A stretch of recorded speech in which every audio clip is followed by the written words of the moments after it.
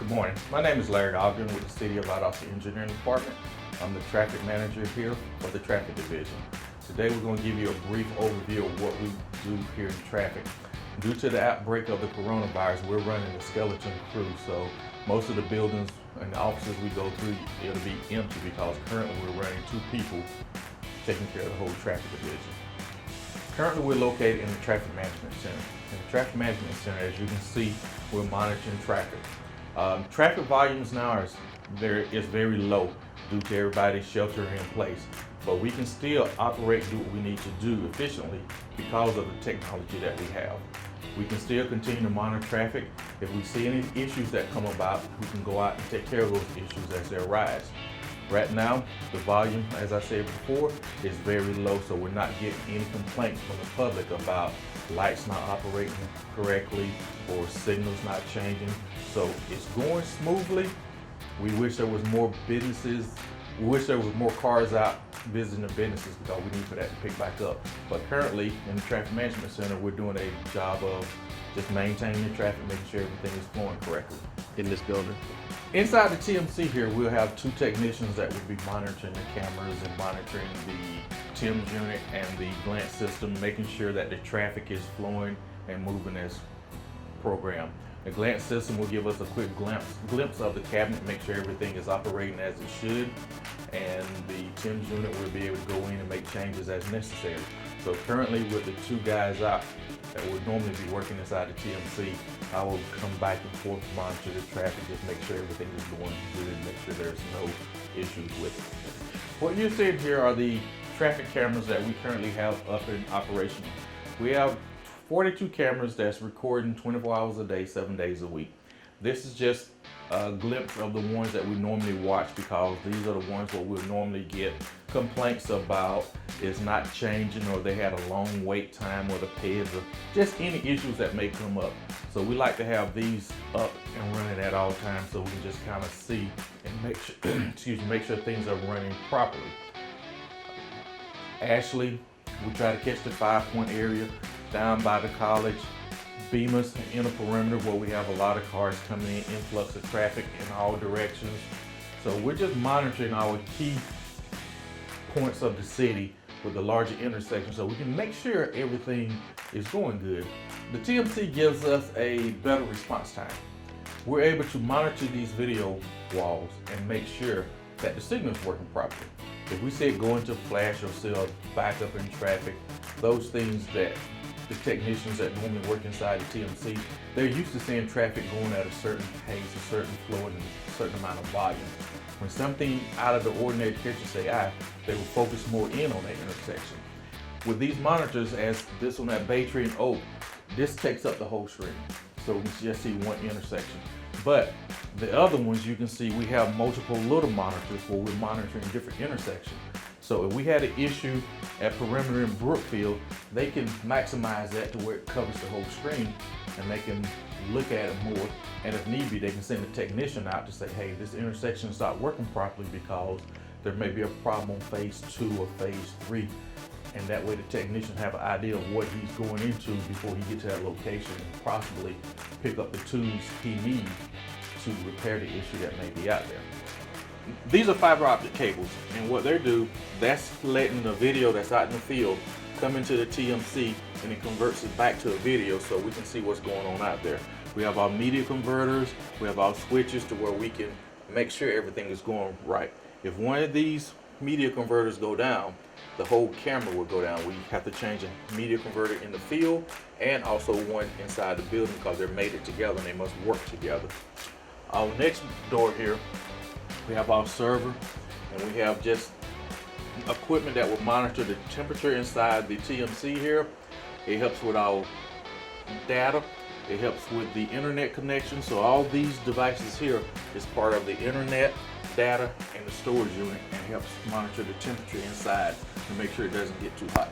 If it gets too hot, it'll send a signal to let us know that either air conditioning is not working or there's another issue going on with some of the equipment. Inside the next door, we have our traffic controllers. Each one of our signal boxes has a traffic controller. Basically what this is, it's the brain of the cabinet. Once we program the data inside of the controller will do the rest. We'll hit start, it'll start inputting that data into the signals, so it makes it go green, yellow, red, helps the pedestrian buttons come up when they match them.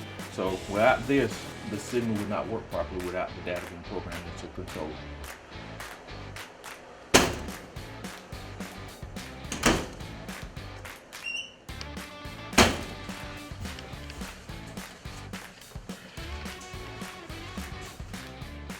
Alright, the next room we're visiting is the sign shop. A lot of people in Valdosta think that all the signs that we make, we order, they ship to us, and then we install them. But that's not correct. Everything that goes up in the city of Valdosta, we make in-house. There are very few signs that we actually order from a company outside of the city. We will order stop signs, we will order yield signs, because with those two signs, we just waste too much material in the process of making them. It's cheaper for us just to order them in bulk, store them in our warehouse, and that way when we need them, we'll have them. Here we have our sign computer. Inside this computer, we have a program that stores all the signs that we will make, that's basically regulatory or warning, regulatory, warning signs, any type of sign that we will need, including stop signs and yield signs as a variation of sizes. What we would do, if we needed a sign, we would come into the computer, because in downtime we actually go ahead and we typed in all the signs that we have within the city limit. So if we needed one, for example, first one at the top up here, Oak Center Place. If we needed that, all the technician would have to do is come in here, highlight the sign, and send it to the cutter. So this year will stay in here, so 5 years from now, 10 years from now, if the technician needed to make another one, we'll have the exact same sign, the same dimensions and everything, without having another person to come in here and they make it slightly different. One thing about signs and marking is uniformity is the key to it. Your signs must be the same, whether it's on this side of town, east, west, north, south. And stop signs, yield signs, your regulatory signs, if you're in Georgia, Florida, whatever state you go to, they must be the same, so it does not confuse the motorists.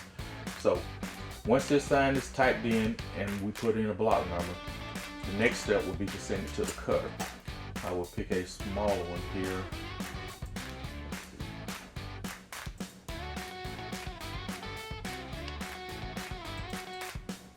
We use Oak, for example, Oak Drive. If Oak was the sign that we needed, once I get ready to send it to the cutter, it'll be highlighted. And since we have black loaded, we'll use black, for example. Normally this sign will be green. We have different ways we can turn it. It can be the long way, or we can change the dimensions where the dimensions stay the same, but we'll use less material. So once that sign is there, we'll hit send, and it'll actually go to the cutter.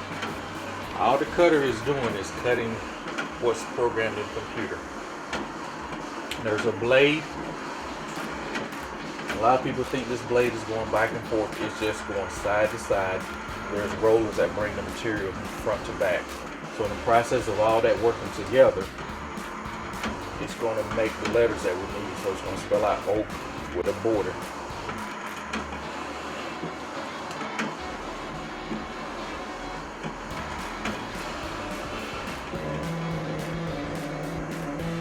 The cutter actually has two blades.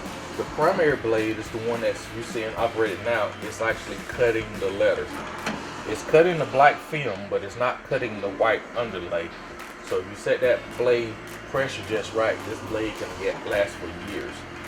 Once it finishes cutting everything and it puts a little border around it, it's going to go back to the home position, which is the rest position. Once it's in the rest position, what we would do, we'll go to the next phase. I said it has two blades. The first blade is the one that does the primary cutting. The second one, once we go through the cut function, once we finish, it'll come over and it will engage the secondary blade. Once that blade is engaged, which is located here, it's going to have more pressure and more force, and it gives us a nice smooth cut. Normally, in the past, we would cut it by hand, and sometimes it's jagged, waste of material.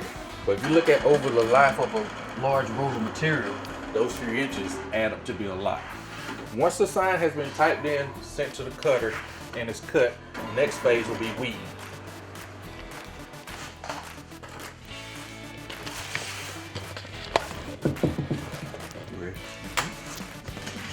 Now, the primary blade has already done the cutting, so we'll weed out the parts of the sign we do not need.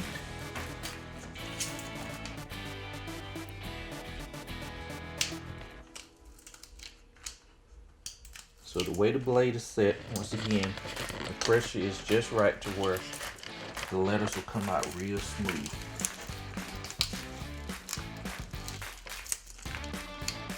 And once again, remember this would normally be a green colored sign, but since black was on there for the demo, we'll just use that for the time being. And that will be the second phase. Oak is already cut and put in. Next phase, we'll take what we call our transfer tape, and all it does, take it, apply it to it, and we'll cut.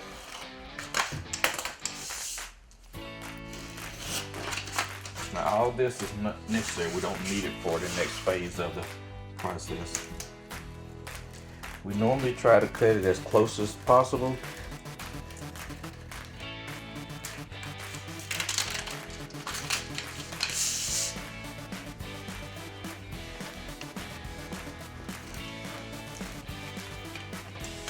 So we have the sign, it's peeled, we weed it out, and the transfer tape has been applied to it. Step 1, type in the sign that we need. Step 2, we cut it. Step 3, we weed it out, apply the transfer tape. Then the next step will be we'll take our high intensity sheeting. And we ordered this in large rows. It's 36 inches long, 56 yards wide. What we will do, we have a raw blank. And we'll take that blank,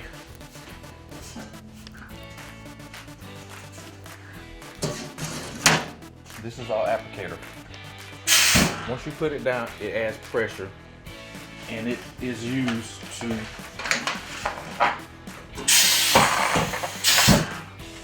there's this covering on the back side.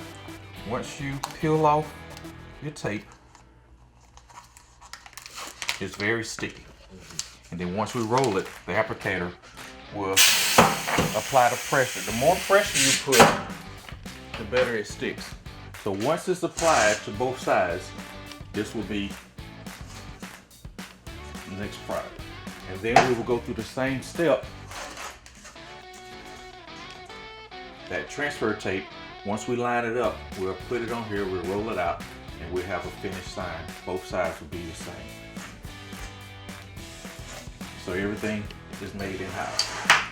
We have different size signs. We have 9x30s all the way up to 9x48s. Depending on the name of the road, that will determine what size sign we use.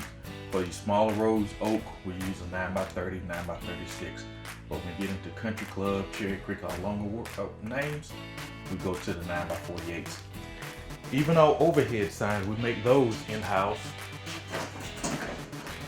And those are 18x72. They look a lot smaller when they're up on the signal head span, but once you get them down low, they're quite large. Another thing that we have switched to help cut down on a little paperwork, whenever we install new signs, we may get a call from the police department's stop signs or yield signs or any type of warning sign where people break the law with no parking, for example. They ask, when did you install the signs? What we've gone to doing now, we put time stamps on the signs we make. It'll let us know the month and the year that sign was made and put up.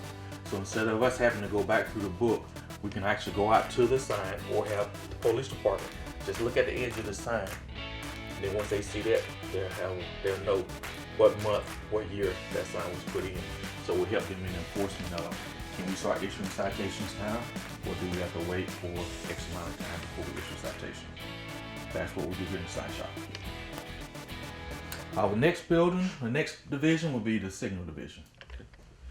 All right.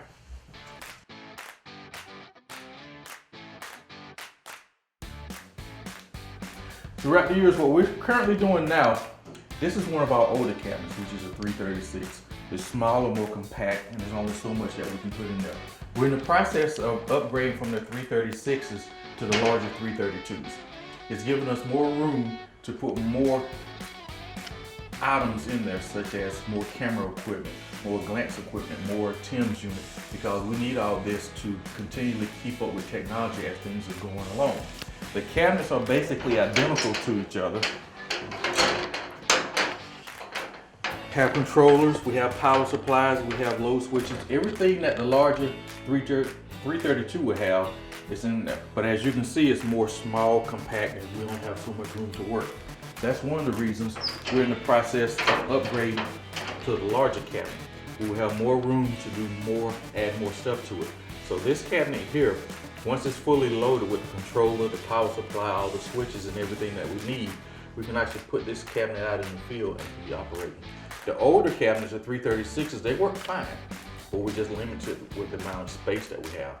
And also with the new flashing yellow arrows that we're installing in town, we need that extra room for the new equipment that will be in there. So it helps us out a lot. Behind you, we have some surplus equipment. All this equipment will be sent to the auction because we can no longer use it. It was involved either in cabinets that was hit by vehicles, hit by lightning.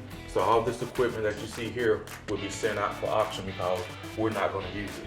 Up high, we have what we call a board. That board, when we install a new signal, we run that timing pattern inside that signal for at least a week. We try to run for about a month. If there's any hiccups with that timing and that programming, we should see it within that time and it'll send it into flash. Currently the wall is not operational because the cabinet that was connected to it, we had to put it out because we did an upgrade. As you can see around the room here, we have different photos of members of the public, members of council, kids. What we do in an effort to educate the public, we go out to the schools and we do presentations on career days and things like that to let the kids and the faculty know different things that we do.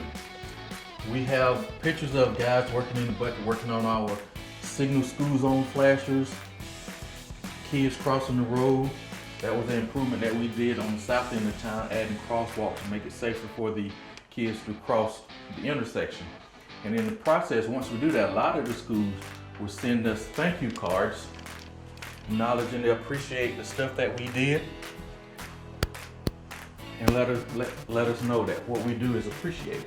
So we really enjoy that part of the job, being able to go out to the schools, speak with the young kids. They're not old enough to drive, but they can always go home and tell mom or dad or nana or papa, look what we learned at school today. This is a signal, this is how you should treat it. So they're educating their parents in the process while we're educating them. So it's a twofold benefit for us. The young kids know and they take it home to their parents. So they will. Well, that concludes the tour of the Traffic Management Center. We have another facility off-site, which is the Street Maintenance Division, and it's located on the south side of the tracks where we have all asphalt, the cold patch and everything. But the building that you have seen now is TMC, which consists of signs, signals, and the Traffic Management Center. Thank you very much for taking your time out to come and see. If you have any questions, feel free to call 229-259-3530.